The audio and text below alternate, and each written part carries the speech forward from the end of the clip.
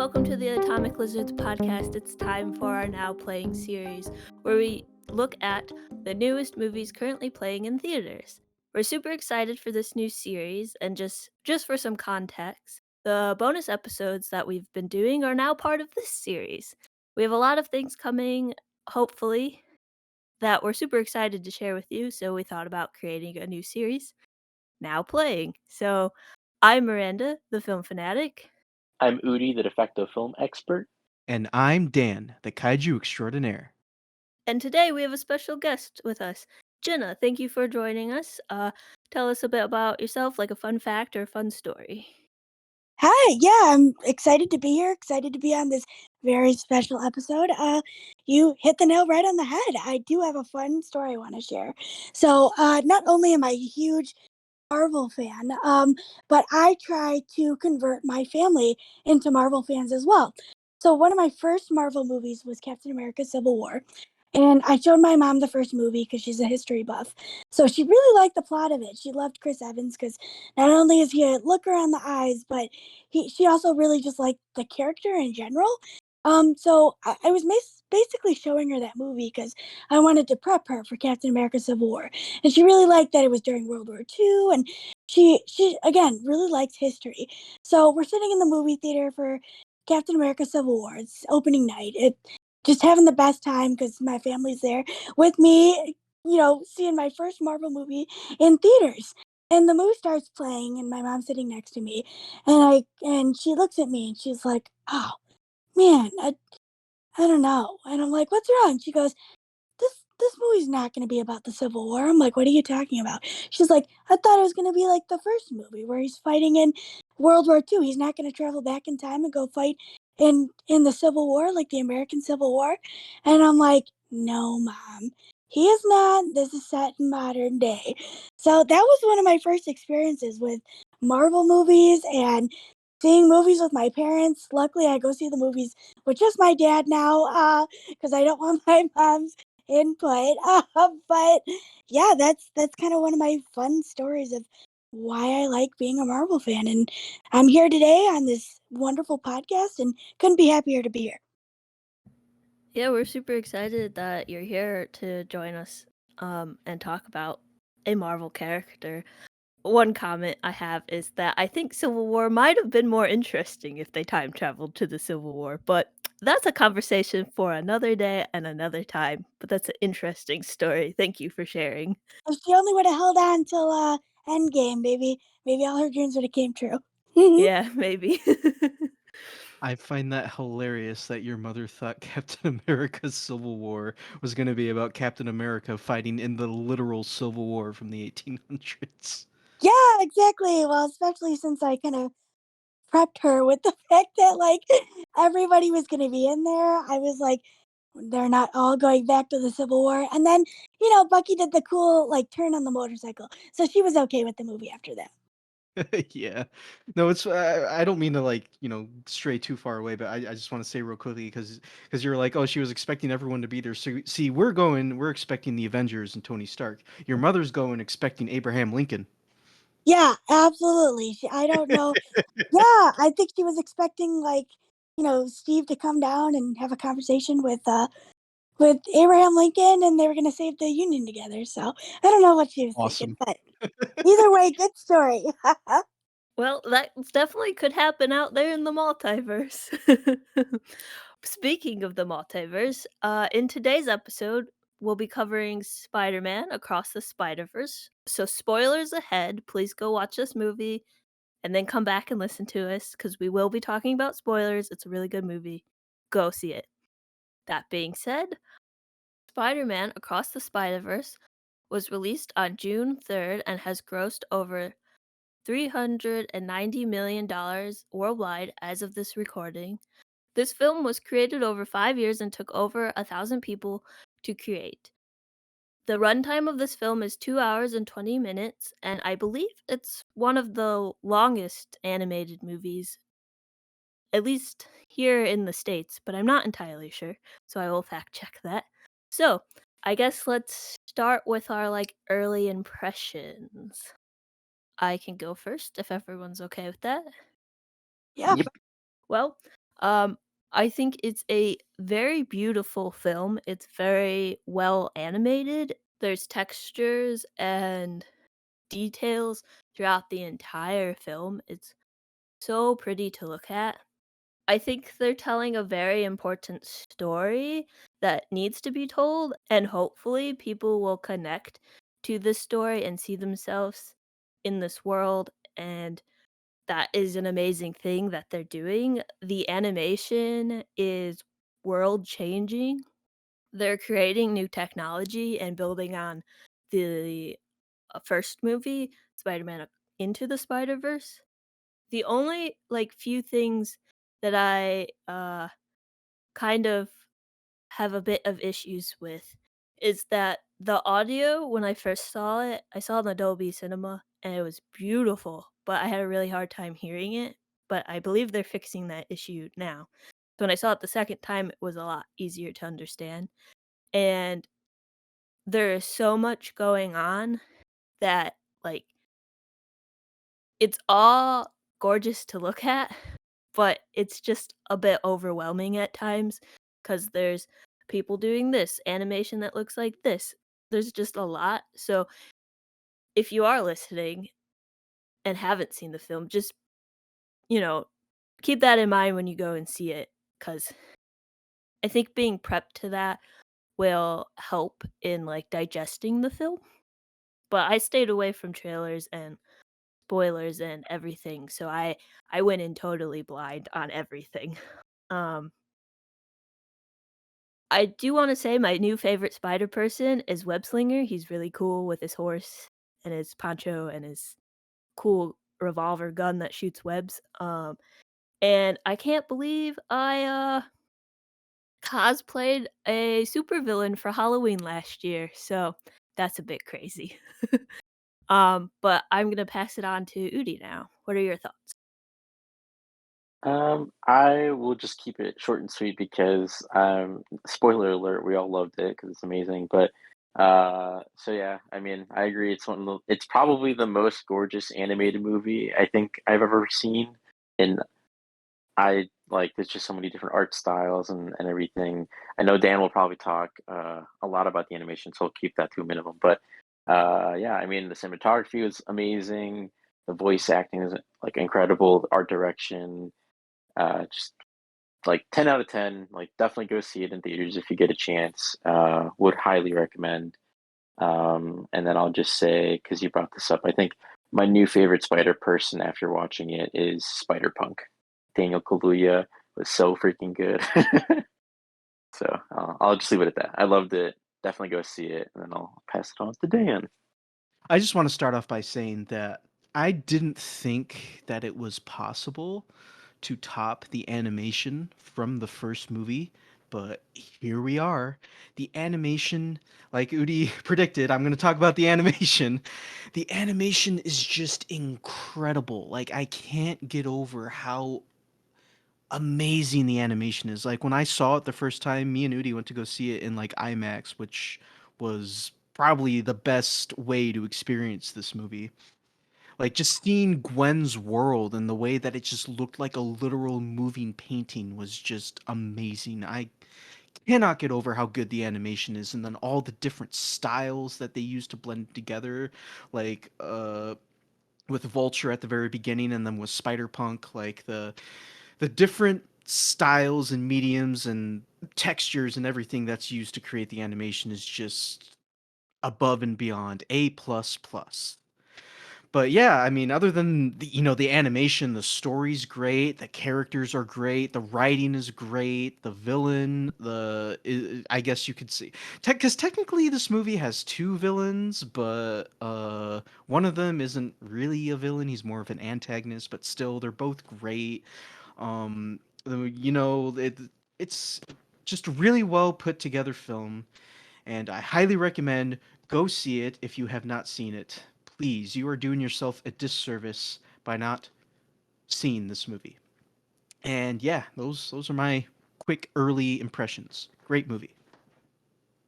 What did you think of it, Jenna?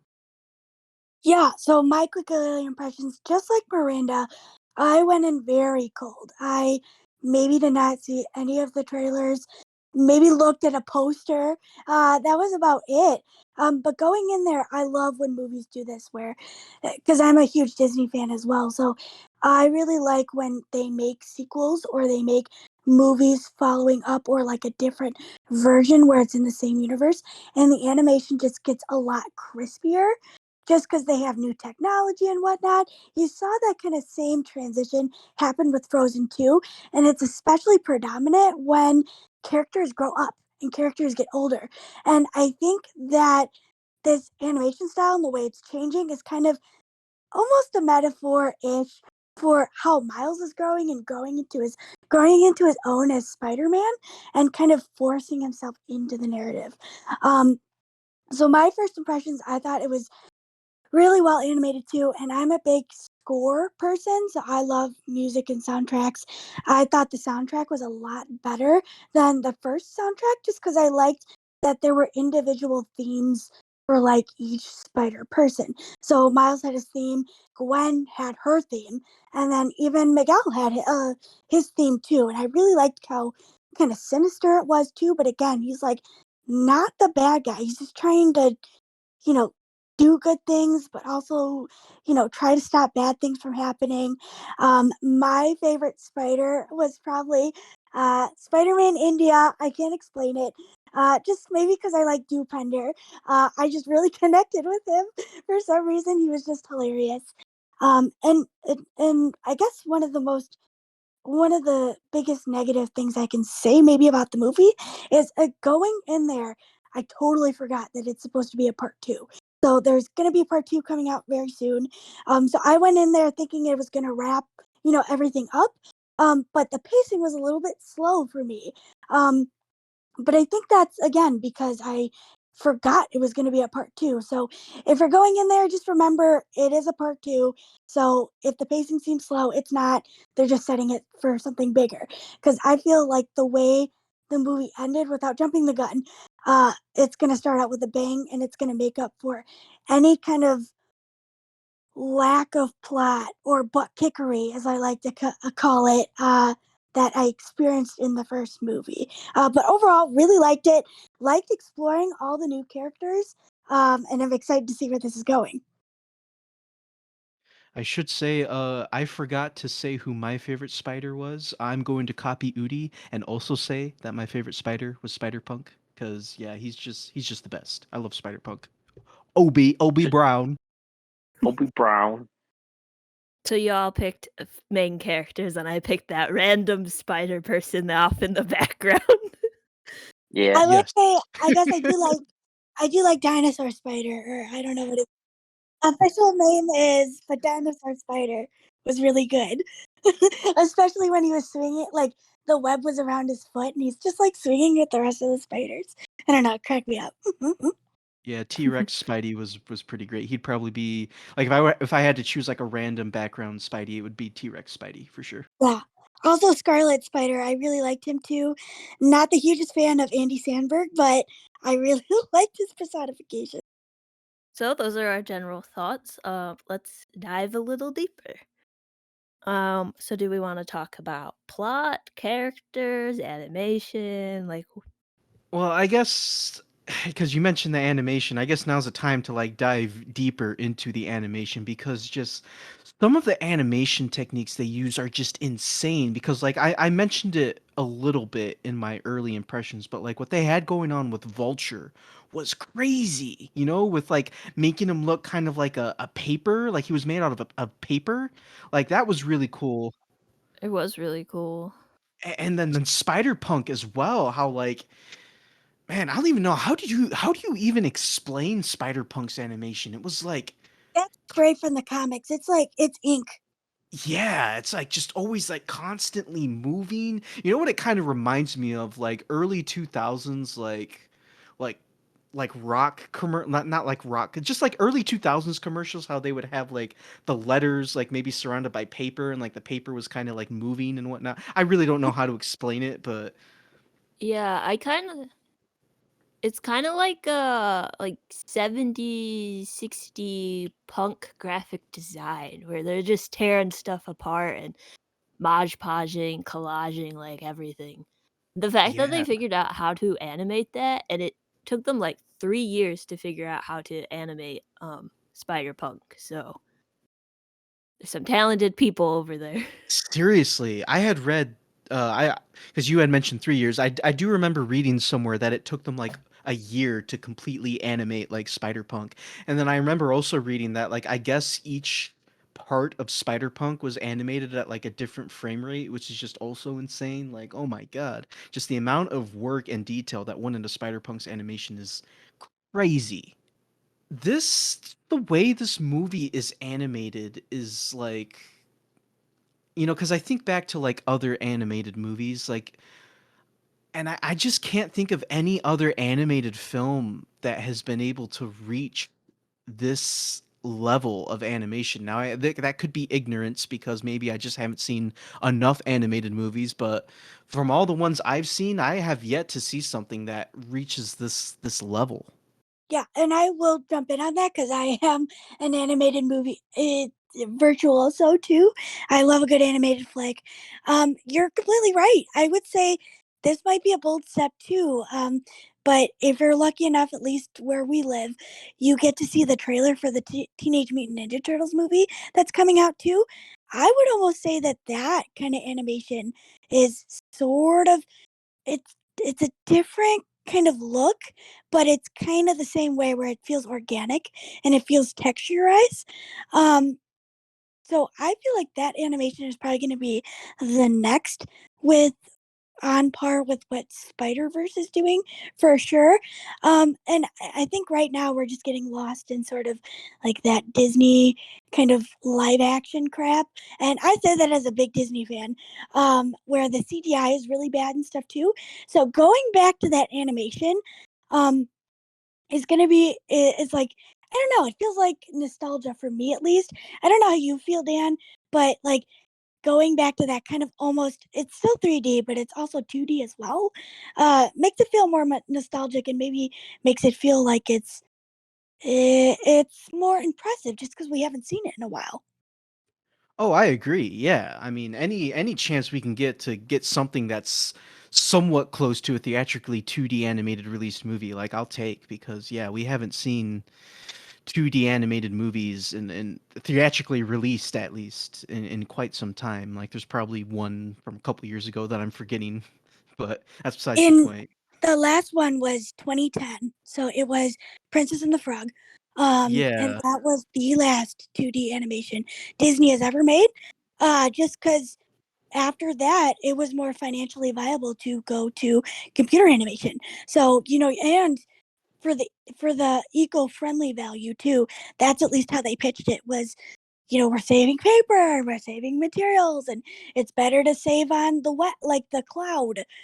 So, it's more efficient, all that good stuff too. But I will say too, Disney is coming out with a new movie called Wish, and it actually has kind of a 2D feel to it too. So I know just from doing a little bit of research that they combined again 2D with 3D animation. So maybe Dan, maybe this is the movie that you have to check out. Maybe. I've been hearing I know people are excited for that movie because apparently the villain looks really good. Like people are Yeah, excited for the villain, so I don't know, maybe I'll check it out. He's voiced by Chris Pine, so yeah. If you like blonde Peter Parker in original Spider-Verse, then maybe check out Wish. yeah, this is true. But yeah, to kind of bring the topic back to Spider-Verse, yeah, just animation is next level. Like, and then I wanted to talk because you had mentioned Ninja Turtles as well. Yes, Ninja Turtles before Spider Across the Spider-Verse came out, everybody was talking about Ninja Turtles because that type of animation style was also incredible, and it still is. It still does look incredible, but what Spider-Verse came out with is just on a whole nother level, if you ask me. But Ninja Turtles is up there too, though. I'm not gonna downplay what Ninja Turtles is coming out with because yeah, that looks amazing as well. But yeah,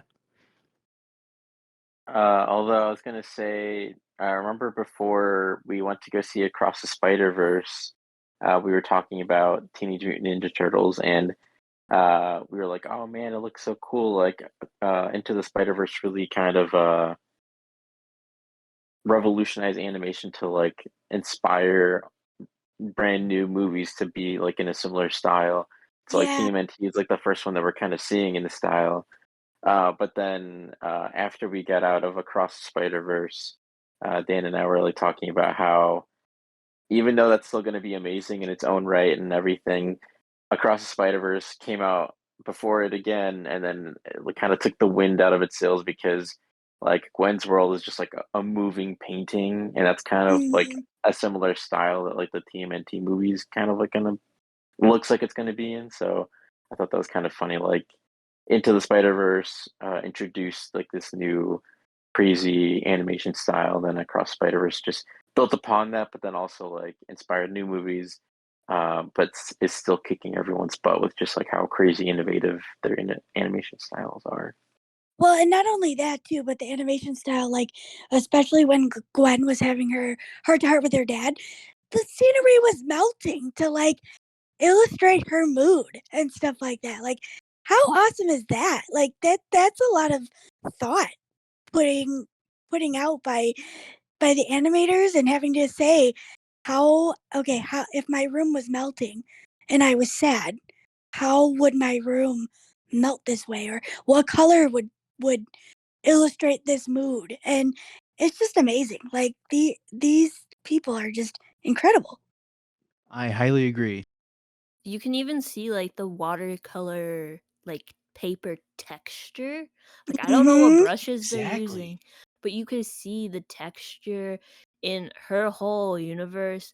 Just even like herself in her suit, the mainly white suit, but you can still see that like variations.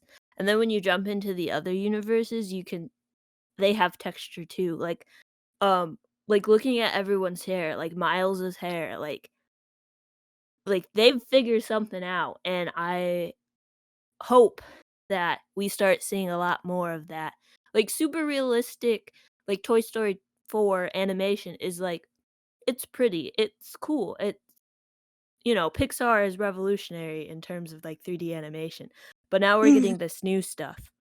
How can we incorporate this new stuff into the media that we're consuming, and how can we get more of that? Obviously go see this movie, that's gonna tell them that we want this. But like you guys were saying with TMNT, that's like stylized, or Mitchell's versus the Machines, that's got that like 2D, 3D vibe to it as well. So Puss in Boots as well. Puss in Boots: The yeah, that Last one Wish. too. It really does. Yeah, Yeah. that one totally. Hmm.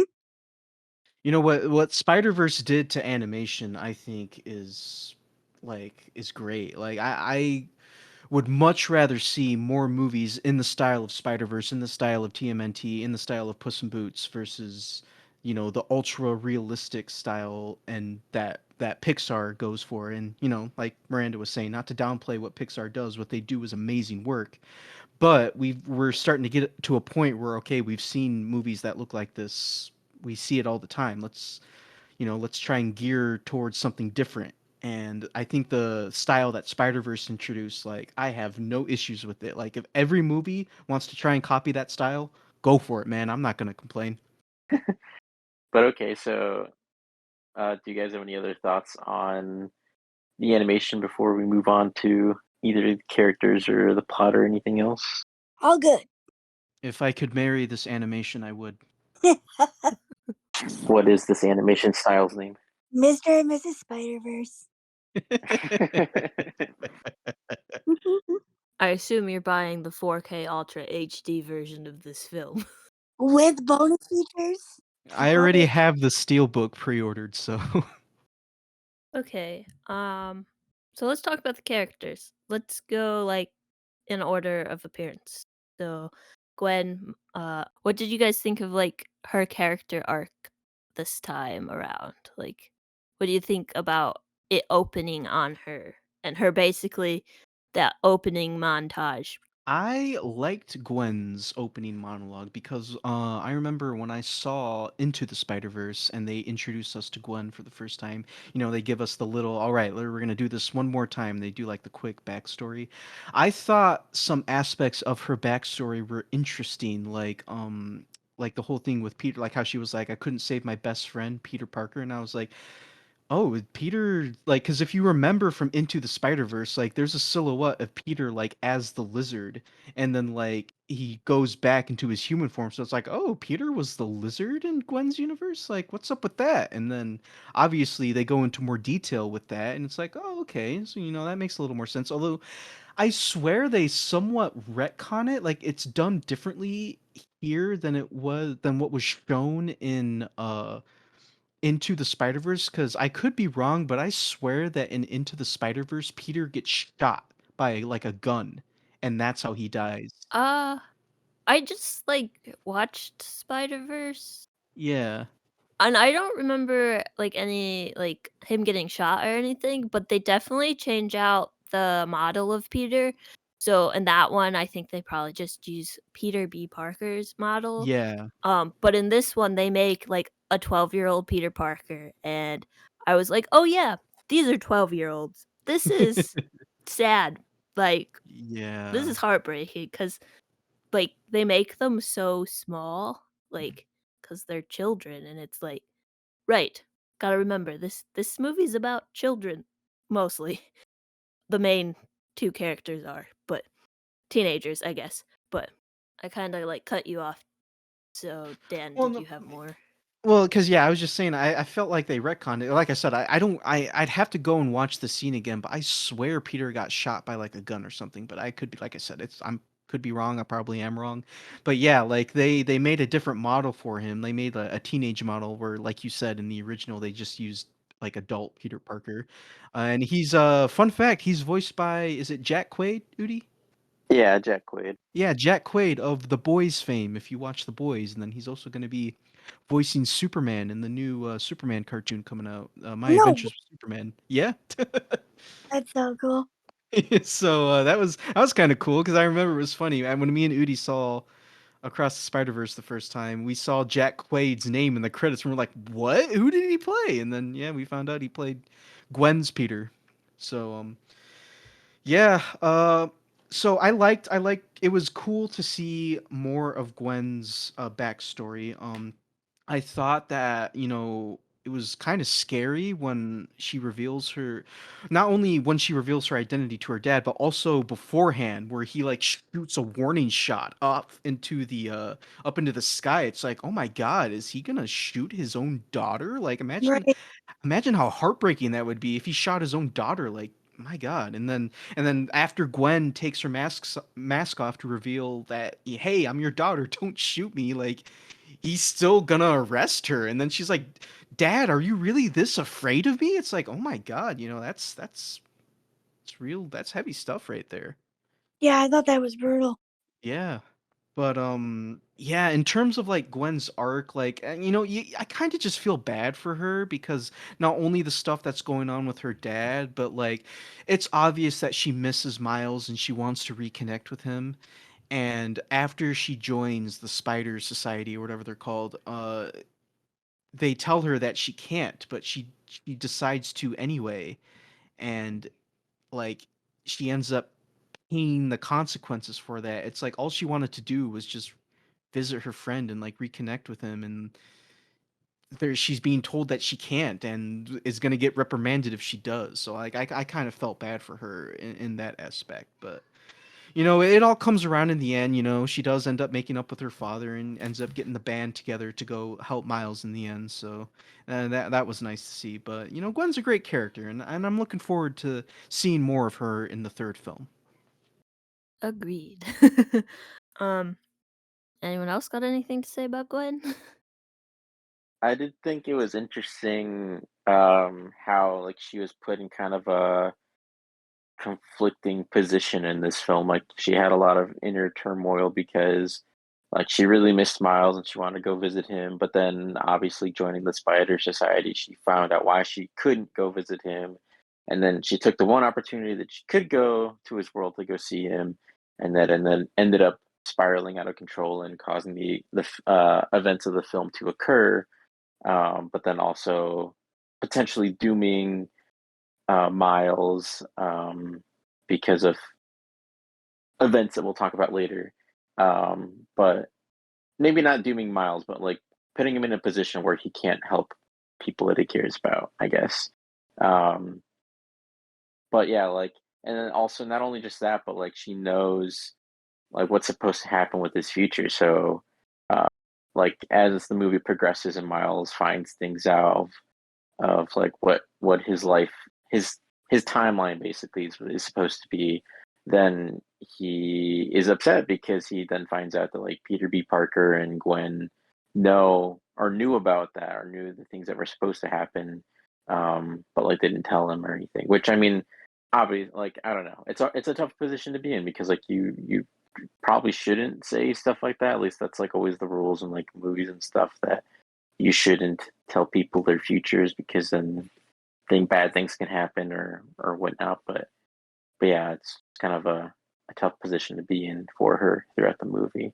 And then not only that, but then she's also having trouble at home with like her dad and everything. So she's just really going through it throughout this movie. It's at least nice that towards the end you see that she's made additional good friendships, like with Obi Brown, and she's building up her little team with Peter B. Parker, Penny Parker, Spider Ham, Spider Man Noir, and Spider Punk, and anyone else that they end up maybe adding to the roster. I think Spider-Man India is there too. Oh yeah, you're right. And Spider Bite. Oh yeah, and Spider Bite, yes. There's so many spider people in this in this So many movie. spider people. It's hard to keep track. Literally all the spider people. But yeah, so did we want to talk about Miguel now? Oh, we could talk about Miguel. I have some things to say. Oh boy, okay. Start us off. Tell me the Okay. thing. Okay, so Miguel. One, I thought he was a Spider-Man who lured other spider people to his base to drink their blood to get spider powers. Turns out that's not the thing. He just has venom spider stuff. So don't know where I got that idea from, but that popped into my head. But I have I Miguel is an interesting character, I guess. I don't like him. You can't just blame all your problems on a 15-year-old. Miguel went and lived in an alternate universe, took over an alternate Miguel's life, and then the universe collapsed in a black hole. So if anything, what he did was way worse than Miles hasn't even tried to save his dad, just wants to save his dad. And it's not Miles's fault that he got bit by a spider. Like, you can't blame him for getting bit, even if he was not supposed to because of your canon events or whatever. At the end, he's like yelling at Miles while they're on the train to the moon. And he's like, "You're an anomaly, you should have never been Spider-Man." Like, he's just saying some very terrible things to Miles, and like I totally get why Miles is like angry because basically all of his friends have decided to exclude him from their friend group. They've lied to him, they've ignored him, and I've had friends who have ignored me or tried to determine who I can hang out with or um, excluded me from things, and it sucks. So Miles being mad and like fighting all of the spider people to get away, like totally understandable. Um, so like Miguel saying all that stuff is just mean, and I don't think he's telling everyone the whole truth. I think there might be something more going on, whether or not that black hole that swallowed the other universe is because of Spot, or if there's like something that is like connecting everyone. Um, but yeah. So basically, I don't think he's telling the whole truth. He's kind of mean, and like obviously that's like the point of his character to do that stuff because they need that antagonist. But I don't know. I think something else is going on. So. Yeah, I think Miguel's kind of a tricky character because he's like the hero that you love to hate. And obviously, he's gone through some sort of trauma. We've seen it, we know what he's been through. And what's that old expression where it's like, misery loves company or something like that? So, he's just kind of like stuck in his own ways. And it's just mostly like, if I can't have it, then you can't have it, So he's he thinks he's doing a good thing. I will say that. I will come to his defense. He is doing a good thing, but if you don't think that Miles is gonna kick your butt before he tries to get what he wants, then you're sorely mistaken. You know what I mean? And you know what? This might be a controversial opinion, but like Miguel's like, don't do it because I've seen like the cataclysmic event. What is it to Miguel if Miles saves his dad and then his whole universe blows up? Like, I mean, I mean, does that mean his dad? Does that mean Miles and parents get to come live in the spider complex with everybody, like, and everybody else perishes? Or I don't know. I Just I th- I yeah. think if Miles's universe gets destroyed, everybody's dying, including his parents. So Oh, then does Miles get to survive because he's a Spider-Man? yeah, that is. Dun dun dun. See, because the thing is that Miguel isn't originally from that universe.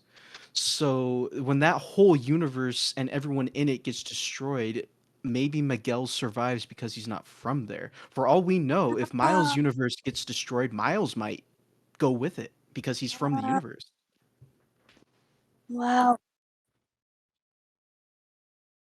I was just gonna say I could see it being similar to like that one Doctor Strange What If episode from Marvel's What If series on Disney Plus. Yeah, I love that too. Um, yeah, me too. But like how that Doctor Strange like basically destroys his reality by trying to save his Christine, and then just like he just ends up being alone in the universe. Although again, like Dan said, I because of the rules of like how unraveling universes work, at least seemingly from what we were shown in this movie, it could be that Miles also just gets completely undone and disappears entirely. But I guess we don't know. Disappears entirely and drops right into Earth 99999 for the MCU to pick. But then what would happen to the MCU's Miles Morales? There'd be two of them. Then we have across or what's the new movie called? Across the Spider Verse Part 2, where they just do the whole movie all over again. There we go. But I wanted to comment earlier. This is something I actually didn't really think about because yeah, you got Miguel saying to Miles, "You're an anomaly. If it weren't for you, your Peter Parker would have lived, but instead he died and you got powers from it's not like Miles purposely got bit. It was a freak accident. He Yeah, the just spider happened to chose him. Yeah, yeah, he just happened to be in the right place at the right time, or depending on how you look at it, in the wrong place at the wrong time. right. It's so yeah, I get why Miguel is so frustrated with Miles because he's trying to keep the multiverse from collapsing. And here you got this little 15-year-old kid going, "No, screw you. I'm going to do what I can to save the people I love, even if it means that the multiverse is going to collapse." It's like, "No, you have to adhere to the rules. You can't do this." So like I can understand why he's trying to stop Miles from doing what he's doing, but yeah, I don't think he's really justified in what he was saying because it's not, like we've already said, it's not like Miles chose to be bit. Right. And I guess to kind of go into my thoughts about Miguel, so like I don't really know much. Like I didn't really know much about Spider-Man 2099 other than playing as him in the video game Spider-Man Shattered Dimensions. Like I was familiar with him in that game, but other than that, that's like the only thing I knew about Spider-Man 2099. I'm probably not alone in that. There's probably thousands of people out there whose first exposure to Miguel O'Hara, if not Beyond the Spider-Verse, was Spider-Man Shattered Dimensions.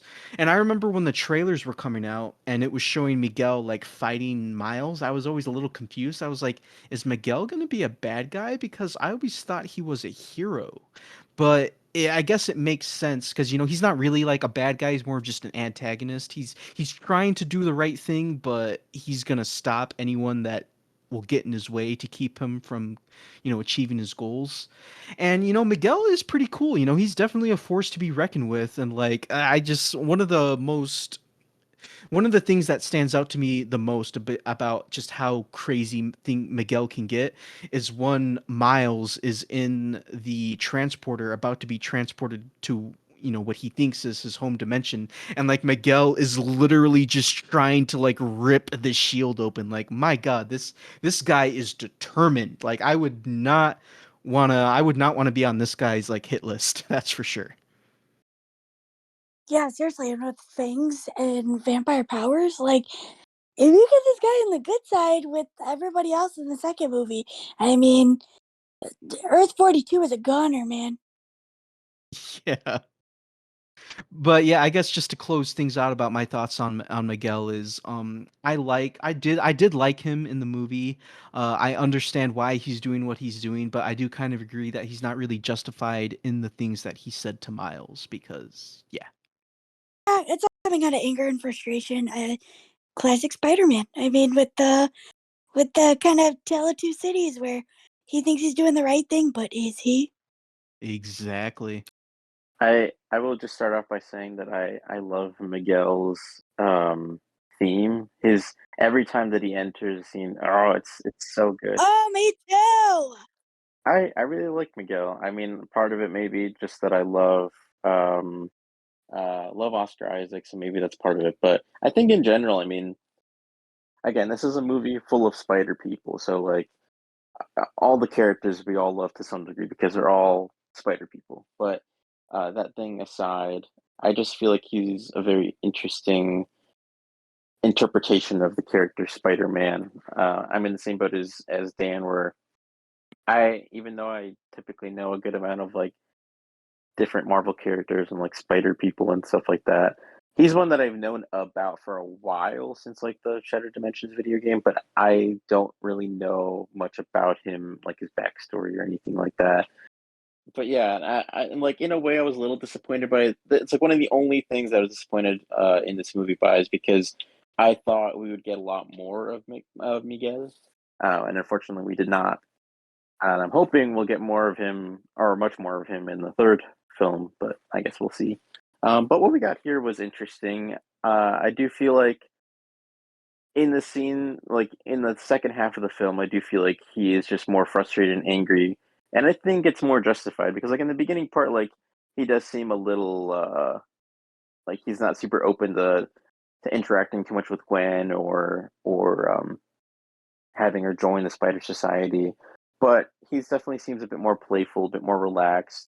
But then obviously once Miles basically almost possibly destroys Spider-Man India's universe, and then also basically is the reason that the Spot is going across the multiverse, I think it's justified that he's a little upset and frustrated and angry. And then especially when, again, like Dan pointed out, like this 15-year-old kid comes in here, and I'd say they both have very strong arguments. I like the idea that Miles is basically coming in there or going in there and saying that he's like, I don't want people to tell me what my story is going to be. I want to make my story for myself. And that's, I think, a very powerful thing. Like, you're not going to just like allow people to tell you what you can and can't do. And you're not going to just like follow what people say. You're going to go and do what you can to shape your own life and your own story. I think that's great. But also, I mean, from Miguel's perspective, he's trying to hold the entire multiverse together basically by himself. And, like, yeah, sure, he made a mistake one time, but then he took the oath upon himself to prevent, like, everything, the entirety of every universe from collapsing. And that's a lot of responsibility, and that's a lot to put on a person. So I don't feel like it's fair to just like he's not in the wrong. He's just maybe going about it in the wrong way. And who knows? Maybe we.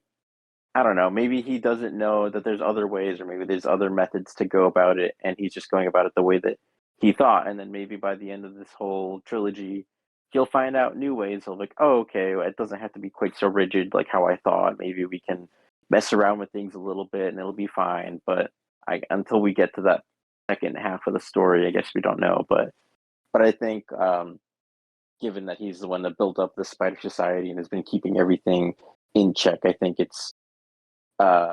he's in a good position to be like, hey, I kind of know what I'm talking about, as opposed to you, this 15-year-old boy who doesn't know anything and is just I mean, in a way, kind of being selfish and not thinking of everything at large. Like, I understand you can't. Like, I understand Miles' position where you can't just like let your dad die. Like, that's not something that's fair to ask of you. It's not. So I understand him also wanting to do that to save his dad and do anything that he can. But I don't know, just very interesting conversations to be had there. But anyway, I feel like getting a little off topic. But going back to Miguel real quick, just to wrap up my thoughts real quick. Love his suit design. I love how it's basically like a digital suit. I think that's really cool. I think his whole vampire ninja thing is interesting. And yeah, I'm intrigued to see more of him in the next movie. I just want to say, I think some of my frustration with Miguel comes from the fact that I didn't know this movie was a part 1. Like, I did not know that at all. Right. I did not feel the runtime. I did not No, pick up on any of the ending cues of this entire movie. So, seriously. I think with it ending not necessarily abruptly, but abruptly, and with like Miguel going after a 15-year-old, like that's where my frustration comes. So it's not that I just like necessarily like hate Miguel or anything. It's just I think there's more to like layers, which hopefully will be all resolved when we get the second one. But I just wanted to mention that. So You know, it's interesting that you guys mentioned that you didn't know that this was a part one of two because it seems like a lot of people didn't know that this was going to be a part one. Because I've been hearing about a lot of people that are saying, "Oh man, I love Across the Spider Verse, but I hated the cliffhanger ending, you know, because I didn't know it was going to be a part one." And it was like, I mean, they did announce that it was going to be a part one online, They but did. I guess if you're not online all the time, like it might, you know, get past you. Yeah. It's been kind of interesting because both, I mean, not just quickly, but like both this and like Fast X that also just recently came out, both had cliffhanger endings, although that one was much worse and much more drastic. But See our Fast um, X review. yeah, go check out our Fast X review here soon on the Atomic Losers podcast. Anyway, but yeah, and so many people didn't know that either of these franchises were having two-part endings or potentially three-part endings if you're Fast and Furious. And I mean, I don't know. I get it. Like, it's not in the name, so I guess I get it. But like, yeah, I don't know. Like, Dan and I both we're also chronically online people, so I mean, I guess that's why. But like, we knew it was a two-parter going into it. Like, basically since because when they announced them, they said it was a two-parter story. So like, it's been kind of interesting to see how like our reactions were like the first time we saw it compared to a lot of other people that we've been seeing that didn't hear anything about it being a two-part ending. Because yeah, I mean, psychologically, if you're expecting the story to wrap up and then it just ends, it's like super unsatisfying. Whereas like if you go into it knowing that it's just going to be part one, kind of like Dune, also that was going to be a part one, knowing it's going to be part one, kind of like okay, well, you're kind of almost just kind of waiting to see where the story will end, and so that way you can kind of like see, okay, all right, I'm intrigued to see where part two will pick up, like that sort of thing. So I think interesting. I think Dune is a weird exception though. One, the title sequence says part 1, and 2, Yeah, the book is broken up into 3 separate stories in one book. So yeah, that one is like already established like way back in the 60s when it came out. But that's fair. yeah. Um which them not telling people that it's a part 1 or them telling or people not knowing is an okay thing. Like the creators don't have to tell the audience that it's a part 1. They can do cliffhangers and stuff. It's just kind of frustrating. But now that we know and they very much told you right as the credits end that there will be another one. Don't worry, it's coming out in March. Like it relieves some of that like tension or frustration as I've like sat and thought about the movie. I'm sure as like uh initial thoughts become like things will start to like um come together with that second one. So um Should probably talk about the Spot. I was just about to say that. I guess we should probably talk about the film's quote unquote main villain before we get into like the side characters. Let's do that. Let's talk about the Spot. I'll start us off. I love the Spot. He's great. He's hilarious. I don't know the name of the voice actor who voices him. I'll just have to look that up real quick. But Jason Schwartzman Jason Schwartzman. Okay, so or Jason Schwartzman. G-Man. He does an amazing job voicing the Spot. Like it's great. One of my absolute favorite lines from the movie is when the Spot is robbing that bodega store or whatever, and the guy's like trying to hit him with a bat, and then he's like, "This is my first time robbing someone. Please don't make this a bad experience for me." I freaking love that line. It's great. And then yeah, just you also feel bad for the Spot because once again he explains in the movie that because of how his powers work, he can't get a regular job. So he has to turn to a life of crime. And once again, much like Miles, he didn't do this to himself on purpose. He was just in the wrong place at the wrong time, and he blames Miles because of it because he got his powers from the collider blowing up. So that's what gives him the motivation to want to, go after Miles and make things worse for him. And it's really cool to see the Spot go from like this kind of pathetic, like always fumbling around, literally kicking his own butt character into like transforming into this legit threat by the end of the movie. Like I thought that was very well done and really cool to see. And yeah, just the Spot was great. I'm looking forward to seeing more of him in the sequel, although I don't think he's gonna be the same like silly character that he was in this movie. He also blames Miles for getting hit in the face with a bagel. Yeah, he was the background scientist that got hit in the face with the bagel in the first movie.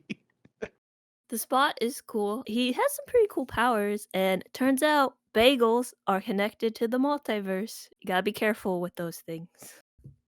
Because everything everywhere all at once in this one. Yeah. Oh. Yeah. Yeah, so that's an Everything Everywhere reference. I just want to say really quickly. So when the Spot was going through the different like dimensions when he like gets kicked inside of himself and there's like all the different holes and he's going through the different dimensions, when he shows up in the Venom universe, our entire theater like gasp except for me. I gave this very loud like audible groan like ugh, and it was really funny because I was like the only one in the theater that wasn't happy to see like the Venomverse. I also was not happy, and I also groaned. It was just quietly. But Dan groaned loudly enough for both of us, so it's fine. Yeah. The Lego mean- Spider-Man, though, was the best. Sorry. What were you going to say, Myranda? The Lego Spider-Man is pretty cool. Would you like to know a fact about the Lego part? I think I already know what this fact is going to be, but Oh. lay it I on also us. do as well. Yeah. But please inform the audience. Yeah, please inform our ever viewing audience. Yeah, so the Lego universe was animated by a 14-year-old named Preston Montanga. Mutangas. Don't know how to say his last name. Should have looked it up. But yeah, he got to animate that part because he animated the teaser trailer, stop motion animated with Legos, and they wanted to include him. So So cool. That's really cool. Honestly, that's so cool. he's Lego Peter Parker is also the only Spider-Man that Miguel compliments in the entire film. This is true. That's so funny. He's one of their best. But so, does anyone else have any thoughts on this Spot that they would like to verbalize? Oh, I like- Oh, go ahead. Oh, I was just gonna say real quick. I like when he shows up in like that '60s like style animated world, and he goes, "Hello," when he appears through the hole. Hey, buddy, stop talking about your holes. Stop talking about your holes. You're making everybody feel uncomfortable. At ease, gentlemen.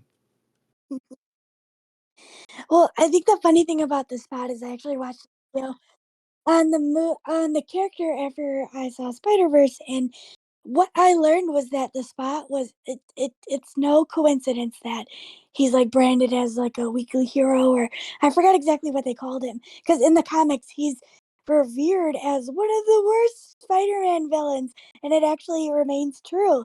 And he stays that way during the comments. He's not like some great villain or anything. He was actually part of a 3-person team.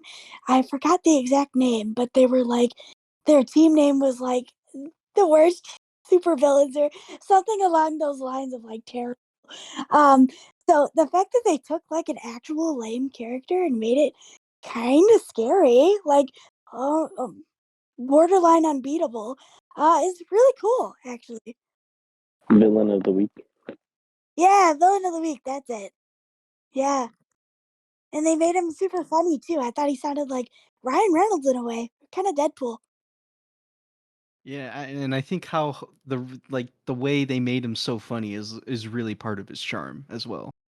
Yeah, it is kind of interesting or fun to see his evolution from the beginning of the film to the ending of the film. Where like the beginning, he is just kind of silly, goofy, like whatever, blah blah blah, villain of the week. Mhm. To the end where he's literally a multiversal threat and could tear everything down. Um, and it's all because of Spider-Man. So it's interesting. I'm intrigued to see what happens there in the third film and how potentially what repercussions he could have on future films. Who knows? Who's to say? I don't know. But yeah, I also liked him. He was fun. Love Jason Schwartzman, so I thought it was cool to. I didn't even know he was in the movie, so as soon as I heard the voice, I'm like, "That's Jason Schwartzman." So yeah, very good. You have any thoughts on the spot, Miranda? Yeah, I think you guys said a lot of the same stuff I was kind of thinking. Um, I do like the fact that they included the Venom verse because Venom is great. It's the best rom-com ever made. Um, Agree to I disagree. mean that. Like seriously, like kind of joking, but mostly seriously.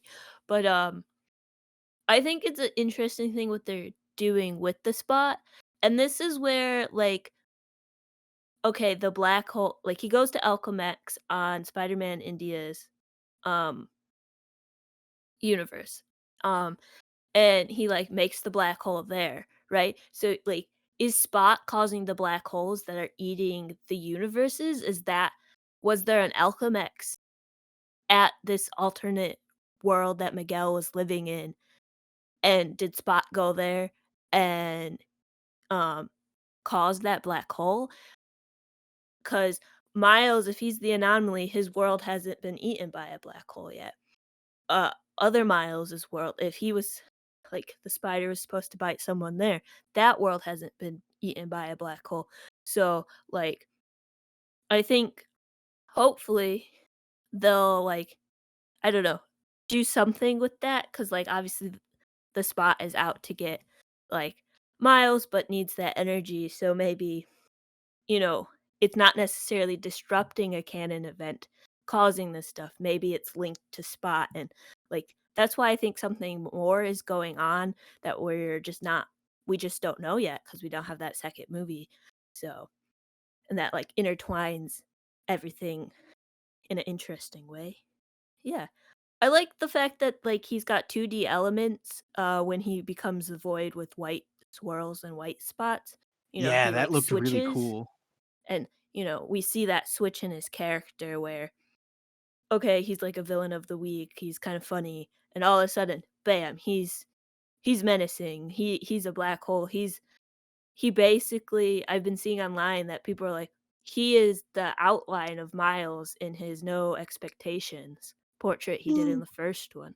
There's like that parallel. And there's a lot of like interesting callbacks throughout this movie to that first one and to the other Spider-Man movies, um, that hopefully they'll, like, mesh that all in together and have, a really good second film that concludes the story in a very beautiful and important and well done way, um, because we need stories like this. We need Into the Spider-Verse, we need Across the Spider-Verse, we need Beyond the Spider-Verse, we need this type of stuff in the media because then people can see themselves they can recognize it, and hopefully other people will understand other people a bit more. It's all about finding that in group and your out group and uh all kinds of stuff, which I could go into more since I wrote a paper about the first Spider-Man movie, but that's a topic for another day. So overall, I think what they're doing with the spot is very interesting. I'd like a dramatic reading of that paper, please. Maybe one day if we have a Patreon, I'll do a bonus thingy for for everyone. I'll read you the one as a counter. The one that I wrote for School of the Evolution of Disney Princesses. If Oh, you're if you're that would be interested. interesting. Yeah. Yeah, we could do that maybe one day. We've kind of touched on Miles a bit in general. If we're done talking about the spot, maybe we should jump over to him. Well, little bit of Atomic Lizard's inside information here. We have an unreleased test episode where we talk about the first um, Spider Verse, and in that test episode, I mention how this iteration of Miles Morales is my favorite iteration of the character, and that still holds true today. I really like this version of Miles. He's relatable. He's funny. He's smart. Um, you want to root for him because of how well written he is, and it's great seeing him run around as Spider-Man and deal with all these crazy villains of the week and kind of I love the part where he's talking with his dad and but he's talking to him as Spider-Man, not as Miles about and like his dad is talking about Miles and then he's like, "Oh, maybe you should lay off the kid's ass for a bit," and then like just little things like that. Like I really like, those moments and like for me, I grew up with Peter Parker as Spider-Man, so like it's always going to be hard for me to not see Peter Parker as Spider-Man, but like if this version of Miles were to be like the only Spider-Man in media for like the next 10, 20 years, like I wouldn't mind it. I really enjoy Miles. He's a great character. At least this iteration of him is. Yeah, I have to agree with that too. I really like his kind of character development. And one of the things that I did do to prepare for this episode is I watched the animated version of The Amazing Spider-Man. So the one that was voiced by Drake Bell. Drake Bell played Peter Parker, and then in one of the season 3 episodes, Miles Morales comes to visit Peter Parker in uh, kind of New York and their kind of dimension. And that Miles Morales is like very serious. And it's also played by Donald Glover, who's in the movie. So that's super cool. But that iteration of Miles is very serious. Um, and I think that's what I like about these kind of new Spider-Mans is they're more comedic, they're more fun. That's kind of the root of where Spider-Man and Peter Parker and other iterations come from. They said in the movie that they think Spider-Man and Spider People use comedy as a defense mechanism or like a coping mechanism, and I really like that they're going towards this kind of comedical and also young versions of Peter too. It's in a way that doesn't sound terrible. It's kind of fun to watch these Peters struggle with their decision and then ultimately come out on top. The classic hero's journey, if you will. Yeah, I just want to say real quick, I like how you mentioned how they talk about using comedy as a crutch. Because I Mhm. also like that one scene where Peter B. Parker is talking with Miguel and he's like, you're the only Spider-Man that isn't funny. We're supposed to be funny. Like I really like that. Yeah, that's a good part. What did you think of Miles, Miranda, or Udi, whichever one of you wants to go first? Would you like to go first, Miranda? Sure, I guess. Yeah, I like Miles. He's really cool. I liked him in the first one. He's more of like an artsy Spider-Man. And that's something I really liked. Cause mostly like the other Spider-Mans are like very science driven, even though they're like photographers or whatever. Um, but they're still like more in that science realm, whereas like Miles he's an artist, and I like that they continue that in this movie. He has a sketchbook where he's like clearly he misses Gwen like and everyone else so much that it's just kind of hard to like watch. It's like he just wants to be part of something, and unfortunately due to circumstances they just they won't let him be a part of that. Mhm.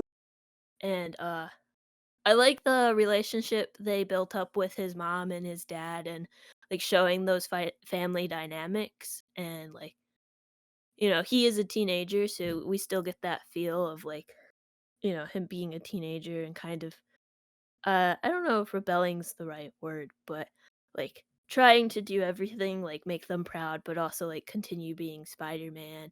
And like the fact that he doesn't really have a support system like sucks. And like and hopefully with the next like movie we can see him like get that support system back, and like hopefully um he can work stuff out with his parents and everything.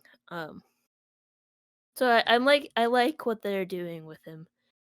It's nice to see and it's refreshing um compared to like the other Spider-Man movies where like um they're kind of more like they're still quippy and stuff, but like it's still like the end of the world. Whereas this one, it's still the end of the world, but I don't know. It's just It's the end of the world, but now you have friends. Yeah, yeah, it's the end of yeah, the world, but with friends. but with friends. You're not in it um, alone. yeah, and I like his new suit as well, and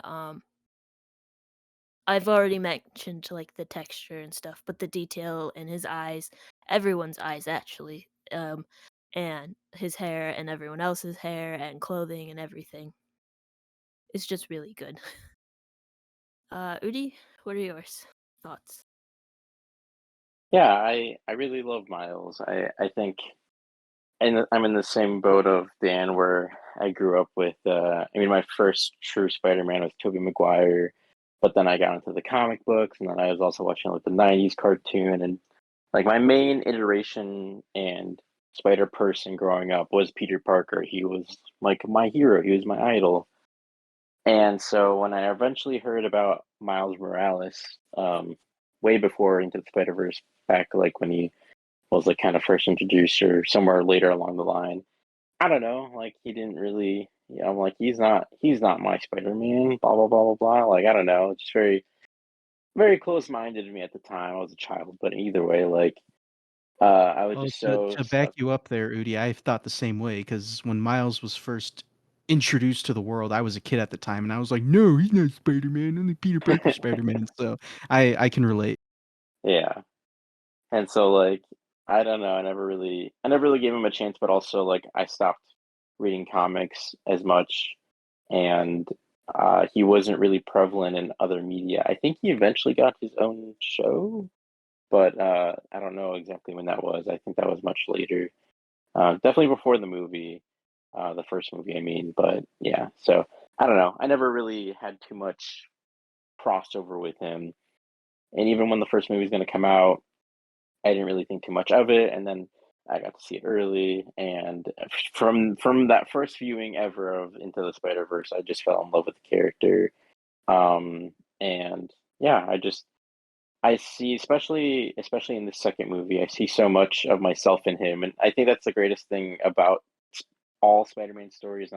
Not just Peter Parker, not just Miles Morales, not just Gwen Stacy. Like all Spider people, like they all have that core relatability to them, and uh, so I mean, I think it's just like an aspect of the Spider-Man character, but I really see a lot of myself, like at least when I was growing up, and not so much necessarily anymore because he's a teenager. But when I was a teenager, like my life back at that time, um, my younger self, uh, with like Miles Morales and like his dynamic with his parents and like the connection to or like Latin culture and things like that. Trying to juggle all your responsibilities and failing here and there, trying to keep up with certain things and then not being able to, and just trying to balance it all and it not working out, just all of that. So that's another aspect that I really like. Also, again, like Miranda pointed out, I like his artistic aspect as well. There's just a lot to like there. He's very charismatic and funny and witty. All the adjectives you guys said. So yeah, he's a great character, great lead, and I'm really happy that he's gotten the limelight finally, and I'm excited that he's getting even more love and attention now that Into the Spider-Verse blew up. Like he's in the mainline premier Spider-Man games on the PlayStation consoles now, and that iteration I would say is pretty close to being my favorite. But I would still say that the Spider-Verse movies, Miles Morales, is still my favorite. But that's also a very good interpretation of the character, I would say, of the Insomniac games, Miles Morales. But yeah, love the character, and I'm very excited to see what else they do with him and any other interpretations that we get. Agreed. Yeah. So if we don't have anything else to say, should we move on to? I don't know if we have to do like a whole plot recap, but maybe do we want to start talking about like at least like the closing events of the film? But I just want to say real quickly, I love Spider-Punk. Obi Brown, great Obi character. Brown. I love when he sees Mayday and he's like, "Kid's an anarchist," Yeah. and then The like he metaphor picks for her, capitalism. yeah, and then he like picks her up and he's like, "Taking a crap on the establishment. I I salute you." salute you. Yeah, freaking Obi Brown, Spider-Punk, great character. It was funny because I saw this movie like twice, or I've seen it 3 times already. But the second time, I couldn't remember if he was part of the little band that Gwen puts together at the end of the movie. So I was like, "Oh man, is Obi part of that?" And then sure enough, he's in the group, and I was like, "Yes, I'm excited. I'm glad Obi's there because yeah, he's other than like Miles and Gwen and Peter B. Parker and all that, he's probably like my favorite character in from this movie." Big agree. Definitely the best new addition to the whole Spider People cast of this film. Yeah, he's pretty cool, and the fact that they like invented animation styles for him is Yeah. pretty cool. Spider-Man India, he's pretty cool too. I like his design. Yeah, Um, love him. mhm. And the fact that he's like, "Did you just say chai tea?" Yeah. Although Miles at the beginning was like, "Why do we say ATM machine if the M stands for machine?" So it's like the same thing. So, um, It's like saying TT. It's like saying TT, exactly. Yeah, shout out to Spider-Man India as well. He was a great character too. I, Yeah. I like when he's like, I wake up and I don't work out much because I'm naturally buff. I don't want to No, get no, too I big. don't I want don't to want get to get too bad. I don't want Yeah. to get too, yeah. Yeah. I don't put any product in my hair, just like this. Oh, how do you do that? Coconut oil, little genetics, prayer. So good. there's definitely some like good quotable lines in this movie. Just like the first one with like everything Spider-Man Noir says. So I'm sure once this movie comes out digitally and on disc, I'm sure I'm gonna like pick up some favorite quotes that I'm just gonna drop into mid conversation, and people are gonna be like, "Hey, what did you say?" Like, we're in a basement. Where's the wind coming from? Um, and I think like Spider-Man India and Spider-Punk is that like more comic relief with everything else is going on, since like Miles, Miguel, and Spot and Gwen are like very intense like things going on with them. Where it's like it's nice to have that balance of like these really cool like spider people. Oh, and Spider Bite, she's cool too. To be there to like look out for Miles and like offer like advice, like Obi telling Miles to use his palms instead of just his fingertips. So it's like spider people looking out for spider people. Well, at least the younger crowd. You love to see it. But all right. Um, moving on to not just like the final little bit of the end, but like, what did you guys think of how like the movie set up the ending, like Miles getting transported to the wrong universe and then bumping into that Miles Morales and that version of his family? And also, what did you guys think of him finally telling his mom that he's Spider-Man. I think it was a long time coming, at least in my opinion. It's about time that Peter tells somebody they love that they're Spider-Man because they need the support. And I think we've seen that, just in different iterations, with Andrew's Spider-Man, with Toby's Spider-Man. They always keep the people away from them because they don't want to get hurt, blah, blah, blah. But in reality, when you need help like this, I don't care who you are, you should always you should always ask for help. Always try to get your support system. So I think that's really cool about, again, the whole point of this Spider-Verse trilogy is like finding all your people and getting together this great team. So the fact that Miles is doing that with his parents and with people he loves, I mean, I think that's great. And I don't know about you guys, maybe I just in it for the ride, but I had no idea that plot twist was coming. No idea. And after I watched it a second time, Rudy pointed out that Earth 42 was on the Go Home machine, and I didn't even notice that until I watched it the second time. I was like, well, I'll be darned. Can't believe it. Yeah, I thought that was a really decent twist about how you at first, unless you're really paying attention like Udi was, like you think that Miles gets transported to the right dimension, but then you find out no, he's in the wrong dimension. He's in Earth 42. Like I thought that was really cool. Um I thought the reveal that Miles is that universe's prowler, like I saw that coming a mile away. So like at the part where like they're building up suspense, like Miles goes like, "Who are you?" and then it just stops for like a second to build up suspense, and then he's taking the mask off. It's like, all right, come on, we know he's Miles, like just show us already. But I also thought, this is kind of just a nitpick. It's not really anything, major or ruins the movie or anything. But like, I just thought it was kind of silly how Earth 42's version of New York has just gone into like complete and utter like chaos because there's no Spider-Man. Like, come on, there has to be other universes out there where a New York doesn't have a Spider-Man, and like, why is this one going into just complete chaos? But once again, it's just a nitpick. And this one's pillaged and people are still living there. Get out, people. Yeah, like it's been established that there are other like there's definitely universes in the Spider-Verse where Spider-Man is the only Marvel hero. There's no other Marvel heroes, but there are other Marvel universes or Spider-Verses at least where there's other Marvel heroes, not just Spider-Man. So it's like, come on, like nobody else was around to help fight against I don't know. I just thought that was kind of silly, but once again, that it's just a nitpick. So what if it's a universe where because that Miles was supposed to be Spider-Man, and if you take the Spider-Man out of that universe, the supervillains, I know that like usually there's some sort of overlap where like somehow Spider-Man being there, it, like kind of incites the creation of supervillains. But ignoring that factor, like this is a universe where presumably his villains still exist, all the crime syndicates and everything exist, but there's just no Spider-Man to stop the spread of it. So like I don't know. I think that's another way to look at it, where all the villains just went rampant because there's no one to stop them. I guess that's a fair point. And if you guys caught it, they teased the Sinister Six. It's about Oh time. yeah, The the Sinister Sinister Six Six About it. cartel. cartel. They've been talking about it for like 10 years. Maybe not that long, but Oh my long god. time. Long time.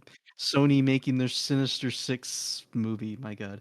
They mentioned, "Oh, there's no Spider-Man for Earth 42. There's no Spider-Man to protect. That spider was supposed to bite someone on Earth 42." I remember thinking, I wonder who that spider was supposed to bite. Was it supposed to bite Miles, or is there like a Peter Parker in that universe that it was supposed to bite? But if you pay attention, there is a frame where before that spider is transported to Miles's 1610 universe, there is a frame where it's in a classroom with Miles Morales, like that, or with Earth 42's Miles Morales. So yeah, it looks like Miles was supposed to be the one that got bit. So that's pretty cool. Like neat little detail that I was wondering Interesting. about. Yeah, and I was thinking about that too. I was like, okay, if it's probably not Miles because Miles becomes the Prowler, then is there a Peter Parker out there somewhere? Like, can they recruit him for their team? Like, That's what and I'm. Yeah, sorry, I didn't mean to interrupt. this is Continue your fun. thoughts. Yeah, no, that's it. Is there a Peter Parker out there? Like, at least if anything, if Miles is there alone, assuming he still doesn't know about the team coming for him, can he go out there and look for Peter and find a way to get back or in some way figure it out? Who knows? It's interesting to think about because yeah, since this version of Miles is the Prowler, like I wonder how that's gonna play out in Beyond the Spider-Verse. Like, are they gonna? Does a Peter Parker exist in that universe? Are they gonna give him spider powers and use him to fight Prowler Miles? Like, I don't know, man. It's interesting. I'm very excited to see what they do for Beyond the Spider-Verse. Yeah, exactly. Or even like take Peter Parker, who's in that Earth 42 universe, and like, I don't know, force him to do science to like open up a portal. Or like, I don't know. Yeah. Well, I think they'll be okay because Gwen does have the watch that Obi gave to her. So Uh, she can like freely travel through the dimensions. It's just a matter of, getting to Miles before, Prowler Miles kills him or before Miguel reaches him. hmm, time will tell. Which I just want to say really quick, why does Prowler Miles like want to kill 1610 Miles? Like I don't understand like why he wants to kill him. Do Like we know what's he wants to kill him? I mean, Does it say it? that's what it seems like cuz he's like you're not leaving or whatever. And then like Miles even tells him like, I got to save my dad, our dad or whatever. He's like, "No, your dad." And then like he's putting the glove up next to his head like he's going to do like a sonic blast like right next to his head or something. I don't know. That's just the vibe I got. He might not want to kill him. I don't know. But why does he want to keep him there? Maybe it's just like he doesn't want him to live the life he didn't, so he wants to keep him there so that he'll suffer too. Yeah, maybe. Or maybe so they can switch places, like kind of like Miguel did in a way. Or Nebula in Oh, that's a Endgame. good Yeah, that's a good theory actually. Yeah, maybe he does want his family back, like his dad back. And he's like, "You Mhm. know what? I'm going to go to your universe now." But then again, he would have to solve the glitching problem, but maybe he'll get Gwen's watch or something and strand them all on Earth 42. So yeah, now that we talked about that aspect of the ending, was there anything else you guys wanted to talk about regarding the ending? Whether like it be like the team building or anything else? I'm glad to see that Spider-Man Noir is coming back. Yeah, Yeah. I hope they get Nick Cage back to voice him. They better. um, I think the ending is setting up the next movie pretty well. I also I like that it kind of mirrors with has him change to like the punching bag, and it just reminds me of the beginning where Peter's like, "Don't watch the face, watch the hands," and you have other Miles staring our Miles down as Miles flips up his glove so he can like shock his way out of the chains. I think that's a nice like callback because um earlier in the story Peter B. Parker is like don't go too hard on him. He had a terrible mentor and stuff, but like Peter B. Parker did teach Miles like stuff, and I think that's a cool callback. But that's basically all my thoughts on the ending. I mean, I didn't know it was ending. So, uh like I said, I was like I didn't know it was ending, so I didn't know that stuff was coming. But Yeah, I was ready for like 2 more hours of it. I was me ready. too. I I was was like, gonna give us an sit. intermission. Yeah, I was gonna go refresh my popcorn and sit for another 2 hours. Yeah. Like I know that they can't put 4-hour movies in theaters and some people would be put off by seeing that. But like I think when the next one comes out, they should totally do like a double feature of them back to back. I think that'd be really fun. Dude, if they do something like what they did with the Guardians when Volume 3 was coming out, where they do like all three movies, I would totally do that. Like, I'd be down for that. Yeah. Be really cool. But I was gonna say earlier though, it was funny because there was this one viral Twitter post that was like, I'm tired of hearing things you all liked about Across the Spider-Verse. What's something you didn't like about Across the Spider-Verse? And like all the answers were it ended. It does seem like that was the biggest issue a lot of people had, especially when they didn't know it was a part one. Like I would give this a 5 star, but I didn't know it was a part one, so half a star gone. But otherwise, perfect. I wanted to ask you guys if you had any favorite Easter eggs. So I will start with mine. My favorites are Insomniac Spider-Man. Anytime he showed up, I was like, yes, that's him. I love him. And then also, I don't, more of a cameo than an Easter egg, I guess. But Donald Glover being the Prowler was something I was not expecting at all, and I super excited by it. I loved it, but I'm also very scared because I don't trust Sony with Spider-Man characters. This is the only exception, and it's only because it's not really Sony that's in charge. It's Phil Lord and Chris Miller, and then their other creative, like the directors and obviously the animation team. But like, it's I don't feel like Sony, like Amy Pascal, or especially Avi Arad, really have their hands in the mix of this. So I'm not sure how I feel about the Prowler in that regard, but otherwise, super cool. Very happy. Very much enjoyed it. Yeah, seeing Donald Glover Prowler was I was not like you, Udi, I was not expecting it. In fact, when it happened and I was watching it the first time, I audibly went, "What?" Because like I just was not expecting to see that. So because they kind of allude to him in Spider-Man: Homecoming, so you think, "Oh, okay, is he gonna be the Prowler one day?" And then they just actually just full on show him, and that was really cool to see. I'd have to say one of my favorite Easter eggs. I liked Peter parked car. I thought that was a really funny joke. I don't know if that's like a legit version of Spider-Man or not, but if it is, that's hilarious. Yeah, I think Um, it is like a legit version okay, of yeah, Spider-Man. that's hilarious. Then I liked when the '60s Spider-Man from the 1960s cartoon showed up, and he's like, "Anything you can do, I could do." Then he's like, "Oh, my hand cramped," and then he like just leaves after that. Like that was great. I like that. Oh, I would say for me, my favorite Easter egg, I mean, had to be seeing Andrew and Toby again in the canon events.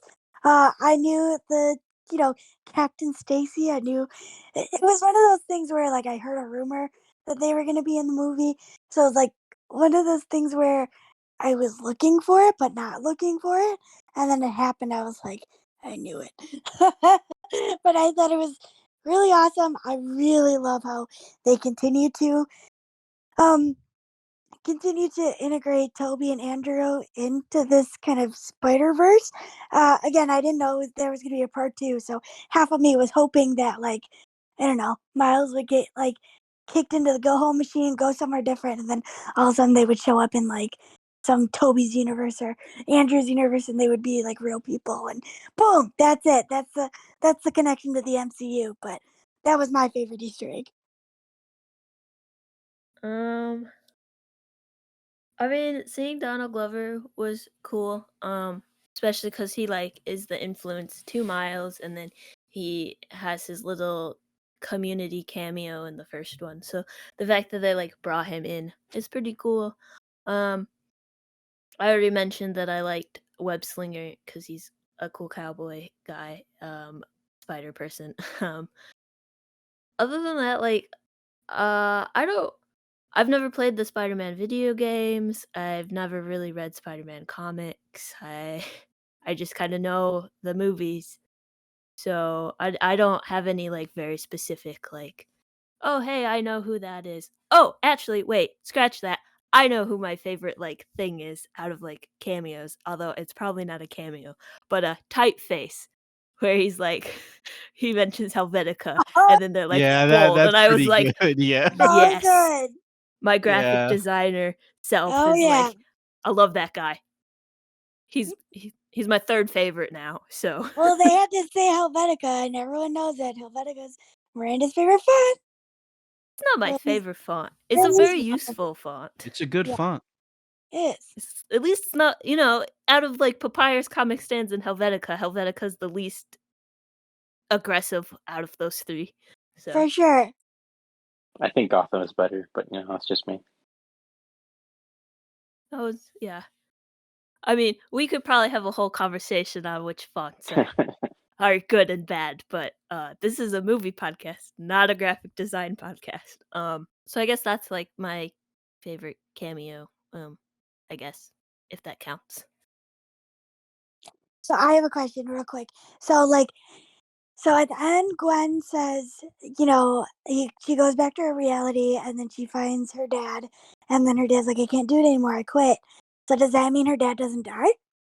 He won't die because he's no longer a captain. Because he's Yeah, not a captain? that's what they're making it seem like. Yeah, that's why Gwen has that reaction like, "Wait, you're not captain." That means cuz I think they're implying that yeah, he's no longer destined to die because he's no longer the police captain cuz yeah, that's cuz they explain like the canon events is just something that literally every version of Spider-Man goes through. So I guess every version of Spider-Man at one point or another goes through the pain of having to experience Captain Stacy or the equivalent of Captain Stacy die. So, and since Gwen's father is no longer captain, that's shifting things. So does that mean Miles just has to tell his dad, don't take the promotion and then everything's going to be fine? I think so, yeah. Something that I always kept forgetting to mention, and this kind of goes back to like the beginning of the movie. I just want to mention this real quick because you mentioned Miles' father. I find it interesting how when like because when Miles is giving his speech and he's like thanking everyone, he's thanking his wife, and then he's like, and also to my son, and then Miles isn't there. You always see it in movies all the time about how the parent is never there for the kid when the kid wants the parent to be there, but you rarely ever see it where the kid isn't there for the parent. And I thought Mm, that was really interesting how they did that. I just wanted to mention that really quickly. We're all yeah. averting the norm in this trilogy. It's all the new universe. They got everything flipped around. Did we want to do our ratings? Yes.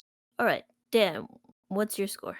If you put beautiful and amazing animation in front of my face, you're gonna score extra points from me because I can understand like why to some people Across the Spider-Verse isn't like a five-star movie because yeah, it ends on a cliffhanger, it doesn't finish the story, but to me, none of that matters because the animation is just so amazing. I can't give this movie anything less than a five-star because of how beautiful and crazy and amazing the animation is. The animation alone, honestly, makes this movie a five-star for me. But the story and characters are also really good. Udi, what's yours? 5 out of 5. It is just anything and everything I could have wanted and more. It's just, yeah, everything, all of it. 5 out of 5, cross board. I would give my rating a 4.5 out of 5. Mostly just, again, maybe just because I didn't know it was a part 2. But I thought the pacing was a little teeny bit slow. I didn't mind, all the exposition, but I don't know. I wanted just a teeny bit more butt kickery. But otherwise, very good movie. I'm gonna give it a 4.5 out of 5 as well. I think it's very good. It's really well done. The story is great. It just doesn't have that like little last 0.5, and that's probably gonna change. But I can do the math real quick to tell us our average score. Our average score is 4.75 out of 5, which makes total sense. So, um, I think we all enjoyed this movie quite a bit. Yeah, absolutely. Good stuff. Thank you, Jenna, for being here and talking about Spider-Verse with us. We really appreciate it. Thank you to everyone who has listened to our conversation about Spider-Man Across the Spider-Verse. If you're interested in hearing more about our opinions on movies, check out our previous episodes, and you can always find us on Instagram at Atomic Lizards Pod and on Letterboxd at Atomic_Lizards. Until next time.